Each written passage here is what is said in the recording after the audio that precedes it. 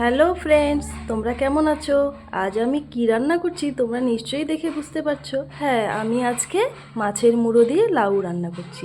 তো চলো রান্নাটা শুরু করা যাক। তার আগে আমাকে লাউটা কেটে নিতে হবে। লাউটাকে আমি এভাবে ফালি দিয়ে নিয়ে তারপর এই খোসাগুলো ছাড়িয়ে সুন্দর করে ঝিরিঝিরি করে কেটে নেব। লাউয়ের খোসা ছাড়িয়ে নিলাম, এখন বটিতে ঝিরিঝিরি করে কেটে নেব।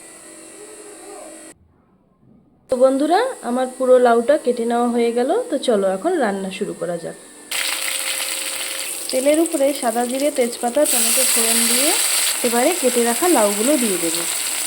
আন্দাজ মতো নুন হলুদ দিয়ে ভালো করে নেড়ে দেব। আমরা সকলেই জানি লাউ রান্নার সময় প্রচুর পরিমাণে জল বেরোয়, এজন্য লাউটা এখন ঢেকে আমি বয়েল হতে দেব। কথায় বলে না, মাছের তেলে মাছ ভাজা, আর আজ আমি বলবো লাউয়ের জলেই লাউ সেদ্ধ। লাউয়ের যে পরিমাণ জল বেরিয়েছে এই জলেই লাউ সেদ্ধ হয়ে যাবে। এই সময় আমি দুটো কাঁচা লঙ্কা দিয়ে দিলাম, হালকা একটুখানি ফাটিয়ে নিয়ে, কারণ লাউ আমাদের বাড়ির বাচ্চা বড় সবার পছন্দ, তাই বেশি ঝাল হওয়া চলবে না। আবারও ঢেকে দিলাম।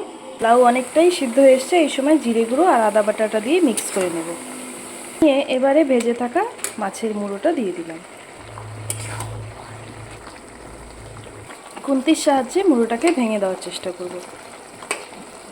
এর সময় যেহেতু জল শুকিয়ে যাচ্ছে তাই একটু পরপর নেড়ে দিতে হবে, নাহলে নিচে লেগে যাওয়ার চান্স থাকে।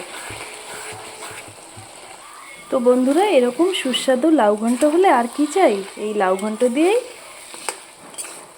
খাওয়া হয়ে যাবে। তো বন্ধুরা, আমার মাছের মুড়ো দিয়ে লাউ ঘন্ট রেডি। তো আর দেরি না করে ঝটপট আপনারাও বাড়িতে এই রেসিপিটা ট্রাই করুন, খেতে অসাধারণ লাগবে। আর আমার এই চ্যানেলটা ভালো লাগলে অবশ্যই লাইক, কমেন্ট এবং সাবস্ক্রাইব করে নেবেন।